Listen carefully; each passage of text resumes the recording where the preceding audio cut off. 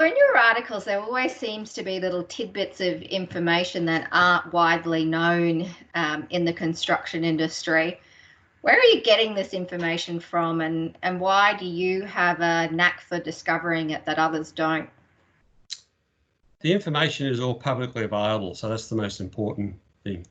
There is a lot of information which is circulated. There's a lot of minutes of meetings and a lot of meetings happening between key stakeholders that, to the credit, the state government minute.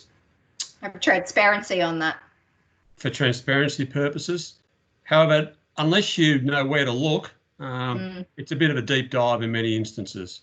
So just as an example, I've just come across a key meeting that occurred on the 7th of April with industry stakeholders and the QBCC, where various regulatory modification initiatives were discussed at that meeting in a very open and transparent manner, and I applaud that. And the sentiment that was expressed in that meeting, the tone of the meeting, reflected in the minutes, is really encouraging, because there was some good initiatives that were floated. The problem will be that, as acknowledged in the minutes, that whatever is developed in terms of a new regulatory regime for this process has to go through a series of committees.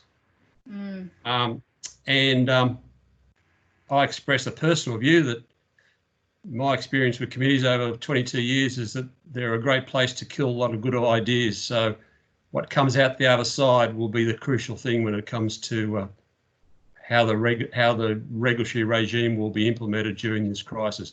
That's a good starting point, and I've put that out there as a bit of insight to contractors in terms of potentially what could happen in this space.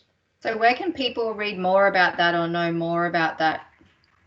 Well, this particular article obviously is going to be an article that's going to be published by me through the Helix Legal website.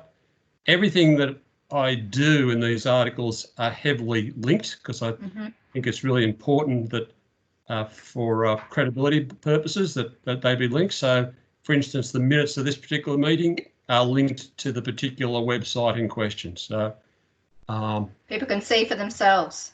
People can see for themselves that I'm not just making it up, and I'm not just reinterpreting anything. So I think it's really important when I make these statements that I link back to credible sources as much as I can. Fabulous. Thank you.